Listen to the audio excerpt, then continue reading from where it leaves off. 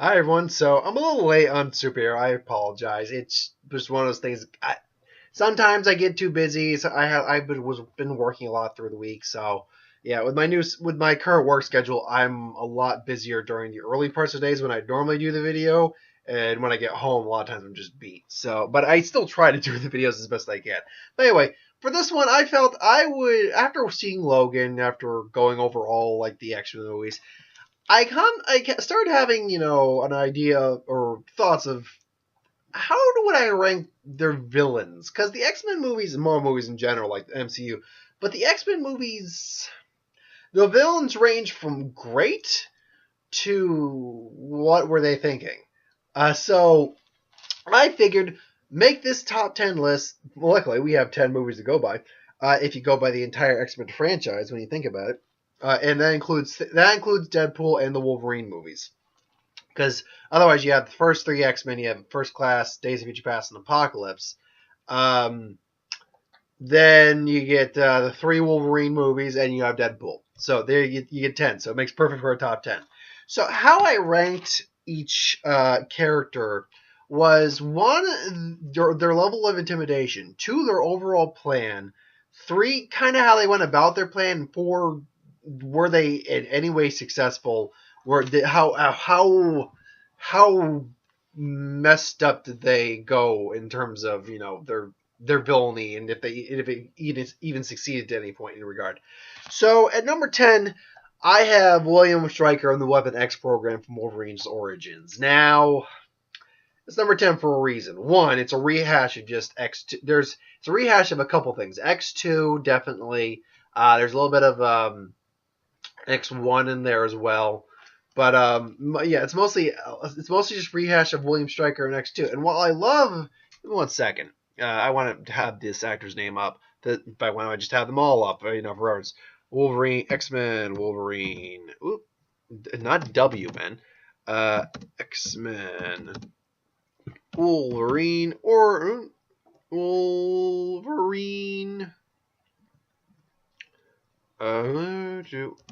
Origins. There we go.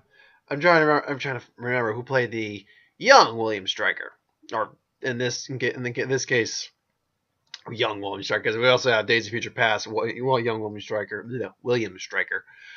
But anyway, where is? Come on, give me a cast list, damn it. Okay, there we go. Come on, William Stryker.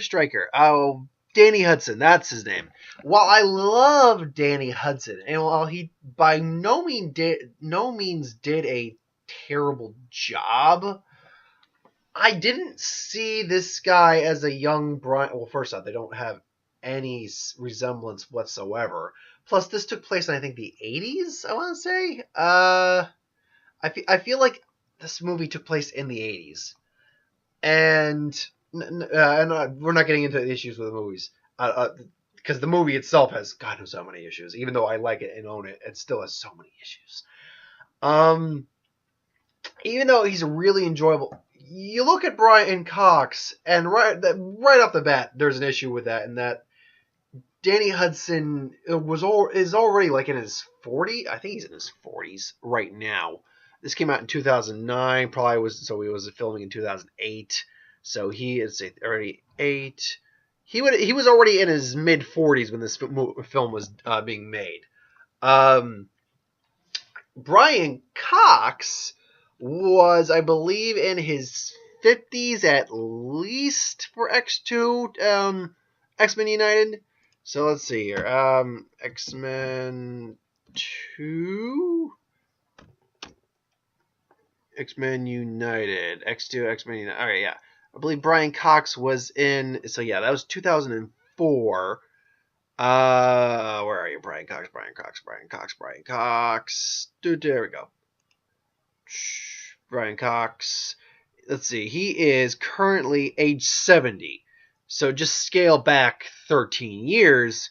He was 57. While in a timeline, no, even in a timeline perspective, no. He, of anything, Danny Hudson should have been way older, because I think it's like 83, at latest 85 in the movie. So you're looking at 19 years past, about 45-ish. So he would be in his 60s. Now, granted, you could make the argument that, whatever, semantics on that.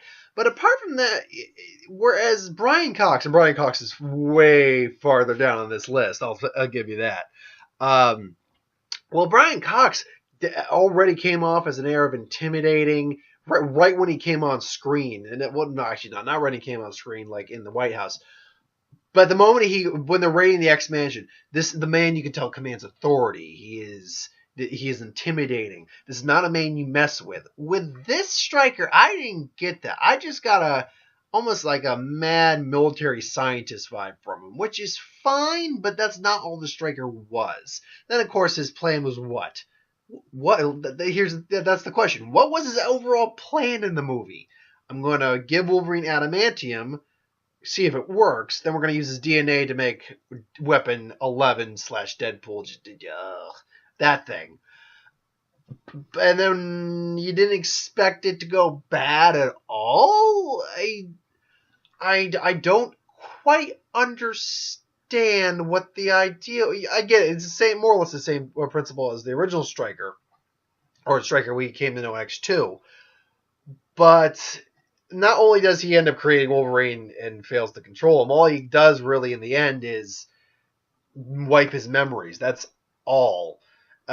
So he just didn't. And then of course the Weapon 11 program as a whole was really only Agent Zero after everyone defunct. So, and Agent Zero was just a know-nothing character. So, yeah, it falls short. It falls the shortest of all of the X-Men villains by far. So that's number 10. Number 9. Now once we get past that one, who was easily the worst, we start to get into just less than bad, more. They are less than bad, but no, they are less than good, but more than bad. And in number 9 we have Yashida and Viper from the Wolverine. Now this one definitely falls into a category of far better villains on a personal level, or at least one of them does. Because with Yashida, you completely understand his motivation. Now, Mark called it immediately Mark did call it in the movie that he was the bad guy from the get-go. But I immediately wasn't thinking that. I didn't remember Yashida, that he was the Silver Samurai. I was thinking more his son was the Silver Samurai, but whatever. Shingen Yashida, who was also a decent villain for his own right. He was a very, very traditional, very self-centered man who, would have killed his daughter otherwise. But you see a man who's afraid of death, and he met a mutant who was basically more or less immortal for all intent and purposes for until later on in his life. And he wants to give him mortality in exchange for taking his immortality so he can survive. And they don't take that, so they screwed Logan, and then he's out of the picture for. Let's see, he's in the picture for the first 15 minutes. No. He's in there. He's in the picture for in the first 20 minutes for about 7 minutes. Then he's gone for the majority of the film. And therein lies the problem with Ishida, is that he's not on screen. He hardly has any screen time to really be considered a really good villain. His motivation's perfectly fine, and he nearly succeeded too. Until if his granddaughter hadn't come and thrown Wolverine's severed claws in his head, then he would have won. But that didn't happen. So, and then, Wolverine at least kills him and it's all that great, but you get the crappy CGI Silver Samurai, whatever. But then you have Viper, who serves no point in this movie whatsoever. She is she's the only other mutant besides maybe, not Mariko, the redhead, and I'm blanking on her name, but the redhead who could actually see people's deaths in the future. I'm assuming they imply that she's a mutant because of that. Yeah, she's the only other mutant in the film. Why did you need her exactly? What? Because the actress wasn't that good. Um, in fact, I don't think she's acting. I think she's a model. Her line delivery wasn't that great. Her motivation made no sense whatsoever, and she ends up getting her neck broken by a freaking elevator. So what was the point? And that's the telltale sign of a bad villain. And I don't mean like a bad villain. I mean a villain who isn't good in the film, who doesn't serve a point. If they are basically, if you can't figure out what point they served, or if they just weren't entertained, then they're not a good villain. They're not. So yeah, that's number 9. I'm gonna try to speed this up because I'm already at 10 minute mark, and I'm only on 9 of 10. Or the second one out of 10. So at number 8, I have Apocalypse and Salvador himself. Now, here's the thing. Apocalypse was not done bad next to Apocalypse. If I could just pick that up today so I can add to the collection. It's not a bad film. He's doing a lot of apocalyptic-esque shit. He is. In fact, his whole scheme is downright imposing and menacing. And fuck's sake, he gets rid of weapons, nuclear weapons, all that. No, he gets a lot of crap done in the movie. He persuades Magneto to basically rip the Earth apart, more or less, which goes to show how powerful Magneto is. But when you break it down afterwards, I mean, one, he's a broken record with his whole, survival of things. Like, we shall take apart the world and put national. I think he says that like 3 different times, at least. So he's a broken record on that. And he goes out like a bitch. Okay, not like a bitch, because he goes out against the Phoenix. But still, his end fight is kind of whatever. I mean, it's clear that his power was, no one except maybe Jean, when she's unleashing herself, could go up against him. But even then, it's just, you have a Magneto who's powerful enough to basically be warping the Earth itself, and he can't take on Apocalypse. Apocalypse is so powerful that he doesn't get a really good fight we don't get a really good. The best parts of the fight we get are that maybe 15 seconds with Quicksilver beating the crap out of him. That was about it. Other than that, though, he's just force fielding everything and just doing stupid. Just not that interesting when you get past all the shit he's actually doing. He doesn't have that interesting of a character. So yeah, Apocalypse, number 8. Number 7 is Magneto from X-Men: The Last Stand. Now, Magneto's going to show up actually 3 times on this list. The weakest incarnation, I think, of that list is X-Men 3. Now, I say that, having said that, this Magneto is getting shit done. I mean, he's, going after the people with the cure. He's amassed an army of mutants. He's, he's doing the whole Golden Gate Bridge thing. But my issue with it is that it seems a little too gung-ho even for him. Like maybe I'm misinterpreting it. I mean, his performance is still great in the movie, and he's still a really good version of the character. But something about it doesn't sit right with me. Maybe it's just my personal opinion, but something feels off about it. Maybe it's the fact that he kind of let Charles die, but he couldn't really stop Jean. Maybe it has to do with maybe how the last fight ended, like when all the mutants are going up against the X-Men. But I don't know, something about it doesn't quite sit right with me. And even while I'm thinking about it, I'm like, why doesn't it sit right with me? I'm not quite certain about it yet. Maybe it's because we've had 3 movies to build it up to. But I don't know. For some reason, now the more I say it, maybe I feel like I should be switching the Magnetos around a little bit. If I were to switch Magneto around, honestly, I'd probably... maybe I'd honestly switch him with number 6. Well, yeah, in fact, we're going to say that. Magneto actually, in X-Men 3, actually comes out at number 6. He's getting shit done in that movie. So, yeah, we'll do that. So at number 7 instead, which was number 6, was Ajax. Now, from Deadpool. Now, he was by no means the best villain ever. But he's a good villain for the purpose he served. And the purpose he served was the bane of Wade's existence. He made Wade Wilson Deadpool more or less. He took his features. I mean, he may have cured his cancer, but he took his life more or less, and he derived pleasure out of fucking with Wade Wilson. That's what made him extremely good. Is that he derived pleasure out of just fucking with him. And yeah, it's enjoyable to watch. What's my name? So yeah, it's like, what? You think there's a cure? No one can cure you, ugly mug. So you're saying that there's no way to fix this? Sounds even stupid. When you say it, and you're like the kind of stupid some guy would say if he can't do the one thing I'm keeping him alive for. So yeah, Francis. I got HX from a dish soap. No, Francis actually is a really good villain for the role he serves in that movie. So that's my number 7. 6 was Magneto for X-Men 3.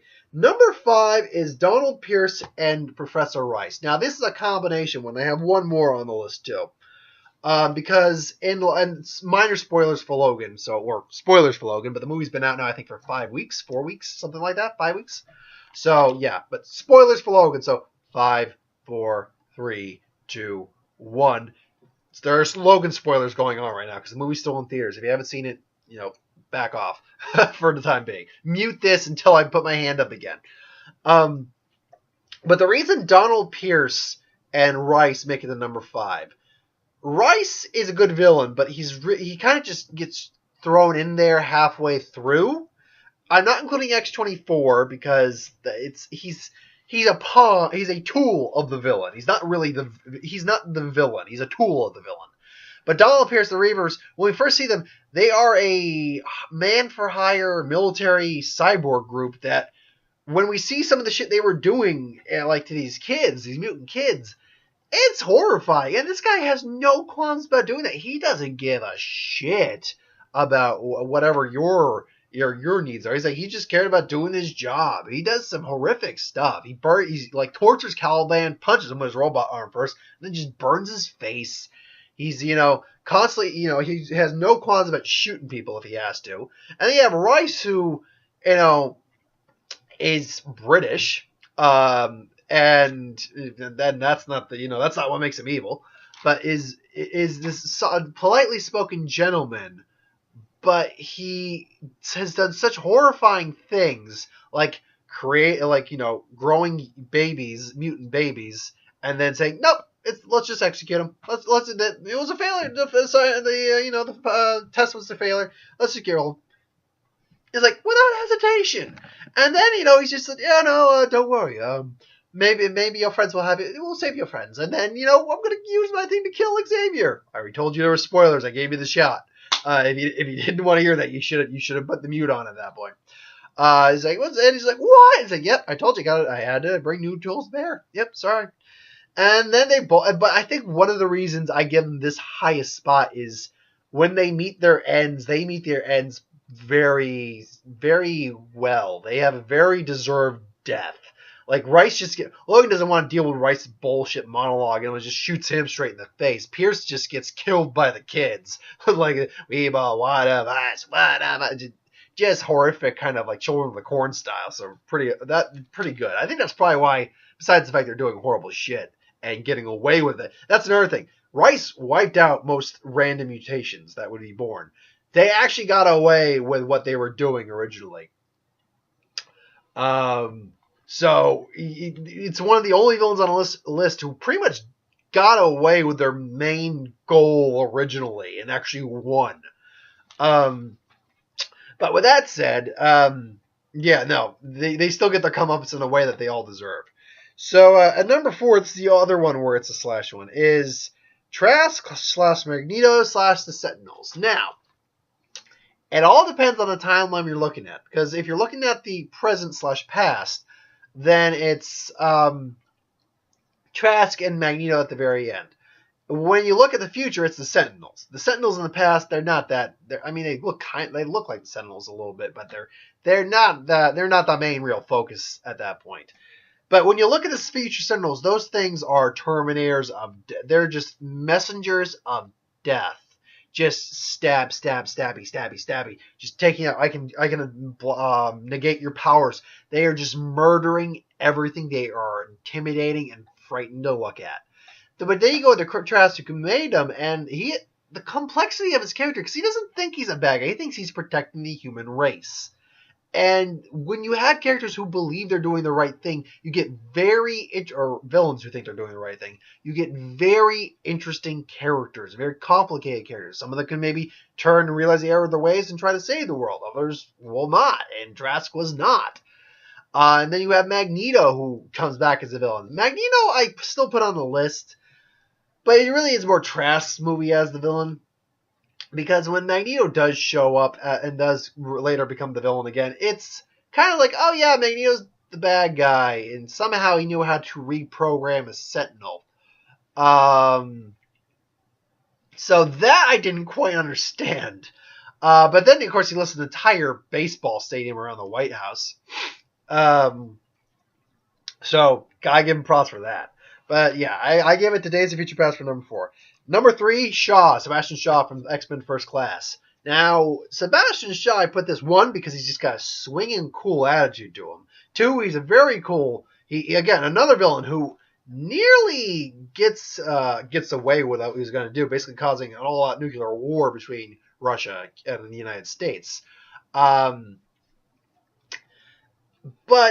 what I think is the best part about him is he is prototype Magneto. He was the precursor to Magneto.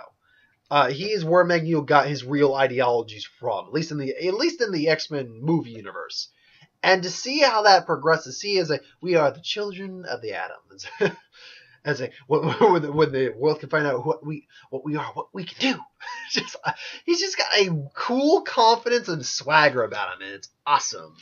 It's awesome, and I think that's the reason I put him so high in the list above all else, because he really is Magneto 1.0. Magneto, that's actually technically Sebastian Shaw 2.0.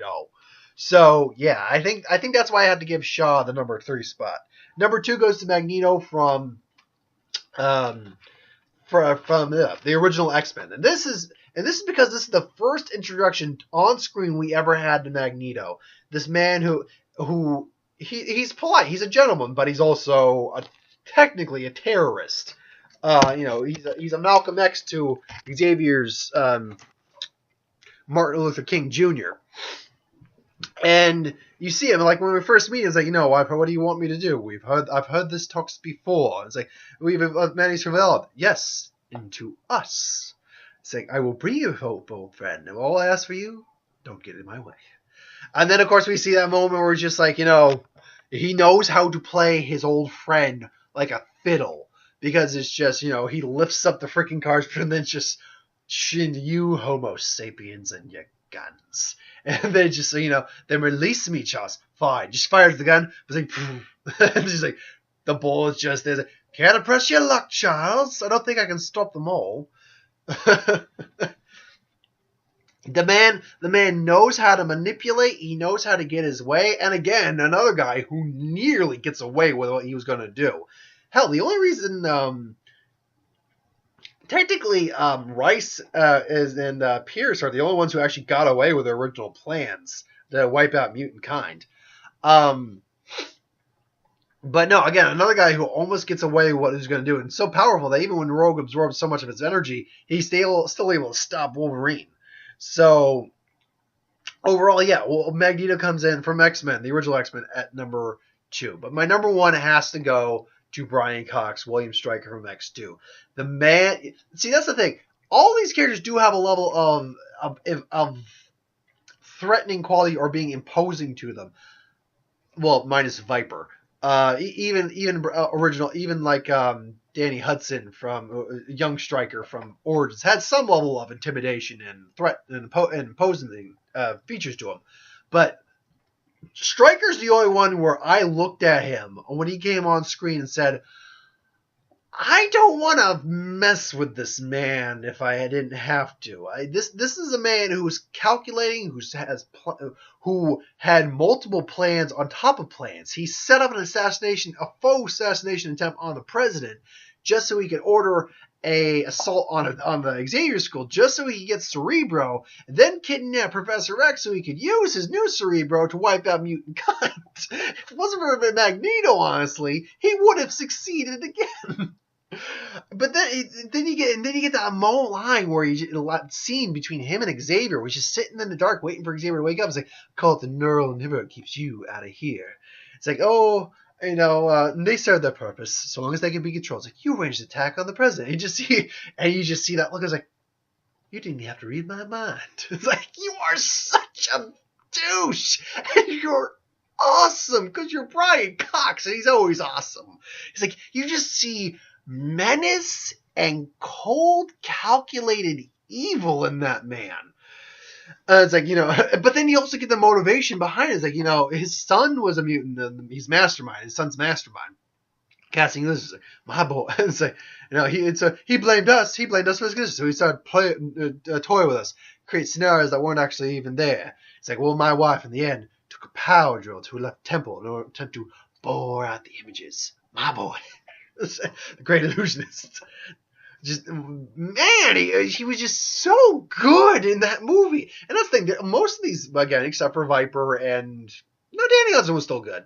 Yeah, except for Viper, really. They're all good in a respective way in their movies. But his performance, elevated the entire movie. Here's only as good as their villain.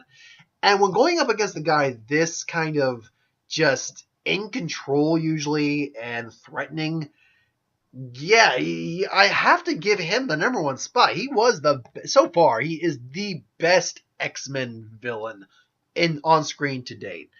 Now, I did not bring up Jean in X3 because, while she's technically a villain, she's more of an antagonist because she's not truly evil. She's not even really the villain. She's just kind of, again, a tool of the villain. So I can't really count that.